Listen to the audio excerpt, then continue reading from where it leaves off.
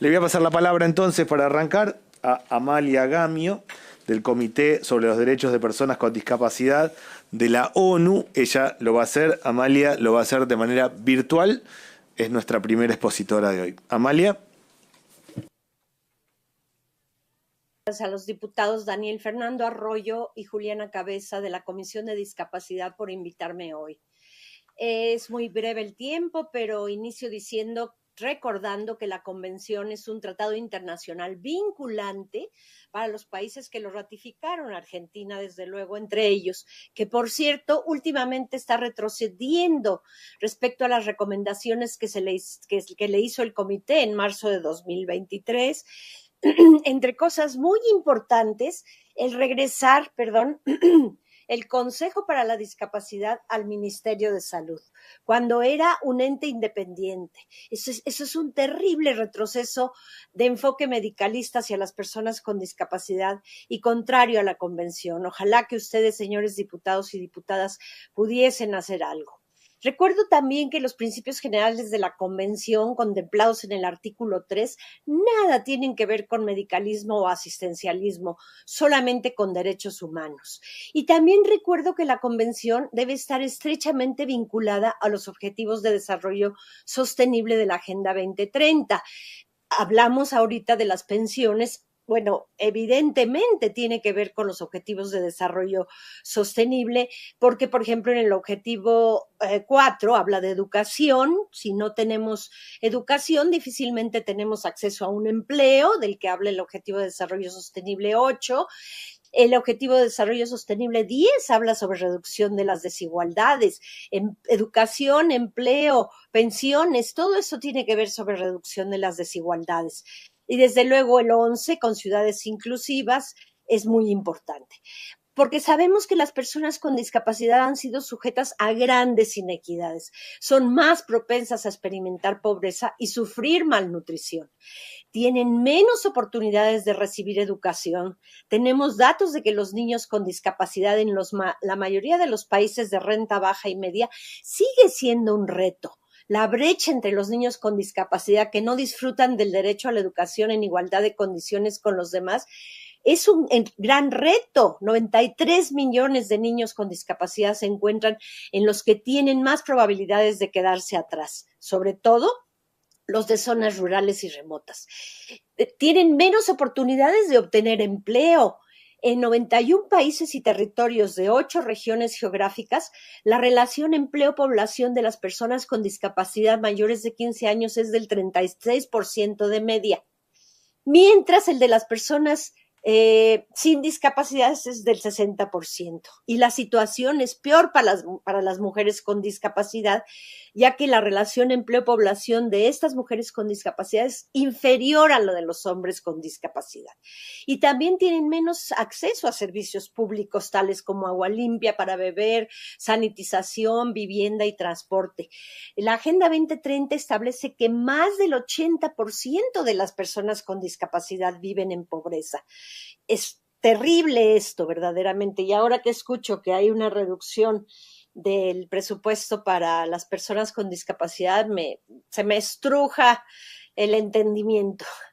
El costo de la exclusión es muy alto, no solo para las personas con discapacidad y sus familias, sino para las economías nacionales y la prosperidad. Es fundamental crear sociedades más inclusivas, equitativas y sustentables. Y de nuevo, insisto, enfocando a las personas con discapacidad desde una perspectiva de derechos humanos, no como recipientes de medidas paternalistas o de caridad. Hay 4 elementos para ser considerados en la implementación de las políticas inclusivas de discapacidad. Uno sería que se prohíba toda forma de discriminación con base en la discapacidad. Un segundo elemento clave es la accesibilidad. Un tercero es la disponibilidad de instrumentos y servicios de apoyo. Y un cuarto es la garantía de que el proceso de desarrollo sea con participación. Y por supuesto hay un artículo de la Convención que es fundamental para lo que hoy nos ocupa: la participación de las personas con discapacidad y la eliminación de la pobreza. Es el artículo 28. Este es el artículo 28 que nos habla del nivel de vida adecuado y protección social. Y en los estados parte, Argentina por supuesto, reconocen el derecho de las personas con discapacidad a un nivel de vida adecuado para ellas y sus familias, lo cual incluye alimentación, vestido, vivienda, a la mejora continua de sus condiciones de vida y medidas para promover el ejercicio de este derecho sin discriminación. Y también reconocen el derecho de las personas con discapacidad a la protección social y a gozar de este derecho sin discriminación. Entonces, tienen que adoptar medidas para promover el ejercicio de ese derecho. Por ello, deben asegurar el acceso de las personas con discapacidad, en particular las mujeres y niñas, las personas mayores y sus familias que vivan en situaciones de pobreza, a programas de protección social, estrategias de reducción de la pobreza, asistencia del Estado para sufragar gastos relacionados con su discapacidad, el acceso a programas de vivienda pública, el acceso en igualdad de condiciones a programas y beneficios de jubilación.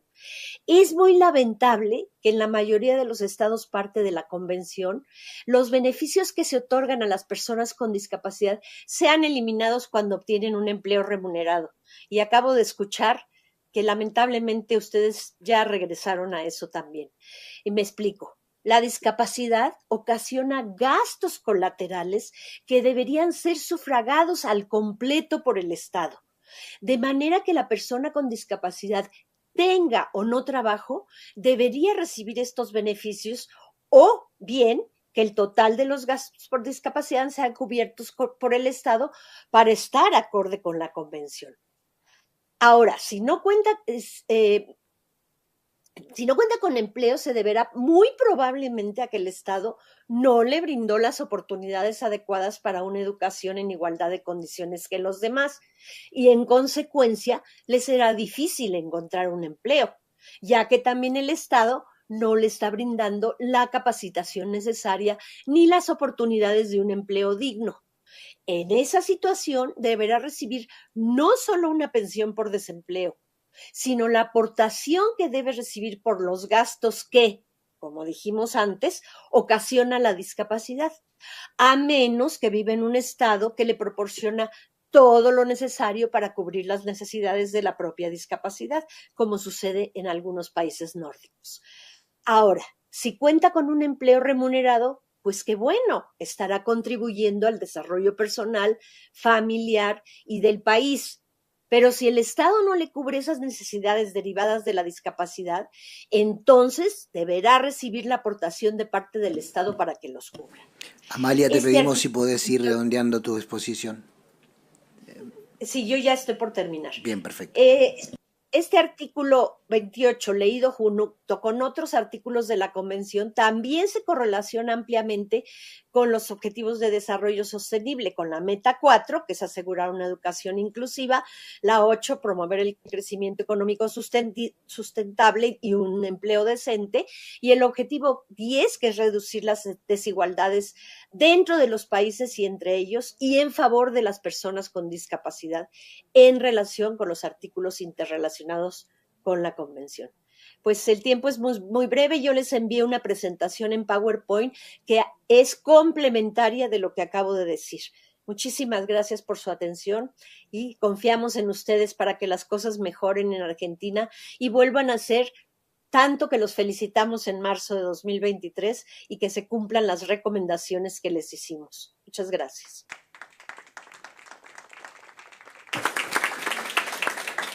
Gracias, Amalia, y vamos